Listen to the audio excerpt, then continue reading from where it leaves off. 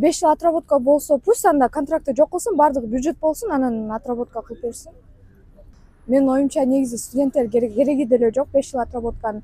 Айтып атат го, негизи мотивация болот депчи, анан мне кажется, мотивация эмес, наоборот, окууга болгон желаниялары өчүп атат да азырчы. Контракт төлөп, өзүбүздүн күчүбүз менен, өзүбүздүн акчабыз менен окуй булсам, кээ бирлердин мүмкүнчүлүгү болбой калышы мүмкүн.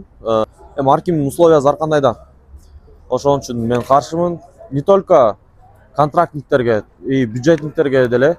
Биз мамлекет үчүн иштеп берип аткандан кийин мамлекетте бизди ойлоп бериш керек. Азыр академияда бардык нерсе платный, отработка кылып беребиз. Хотя бы ошол университеттерди бекер кылып берсе деле кичине ойлонуп көрмөкпүз. 5 жыл бурук слишком көп. Хотя бы 2 жыл кылышса болмок. Мен каршымын. Себеби биз и так контракт төлөп атабыз. Контрактты же контракт азайтыш керек, же контрактты такыр жоюп салыш керек да. Мен 5 жылдык отработка негизинен каршымын. Анткени бул жакта контракты дагы, бюджетти дагы 5 жылдык отработка кылып жатышат. Ошондуктан мен ойлойм, бюджет деле 2-3 жыл болсо болот го дейм. Контракттагылар өздөрү акча төлөп окушуп, еще ал жакта 5 жылдык отработка кылып мотивацияны кетирет деп ойлойм. Мне кажется, мындан кийинки 5 жылдык отработка боло турган болсо, метке поступать эткендер аз болот го деп ойлойм. Билебиз, бар эле студенттер, өзгөчө ошол медиктер өздөрү иштебейт, ата-энесинин жардамы менен, көп эле ата-энесинин жардамы менен өздөрү окуп, ошондой эле ошол учурда ата-энесинин мойнунда жүрөт.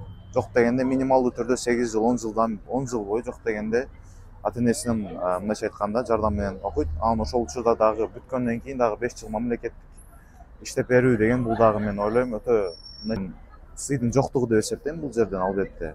Жана ошондой эле бул албетте бул мыйзамга биз көп эле каршыбыз негизинен. Аз маянага кайдагы бир регионго жөнөтүп коет да, анан бул жерде отработка кылып, өзүнүн жеке жашоосуну алып кеткенге үлгүрбөй калат, студент болсо эгерде. Эми ар кимдин ар кандай финансовый положениясы болот, бирок бул жерде жөнөкөй карапайым эл эле кыйналбаса, калганы кыйналбайт да эч кимчи. Қазіргі студенттер 5 жылдың ішінде государственный больницада жұмыс істегеніне өте жақсы қараймын. Өйткені қазіргі кезде олар үйрену керек және опыт деген болу керек, әрине. Сол үшін мен ол жағынан жақсы қараймын ол жағынан.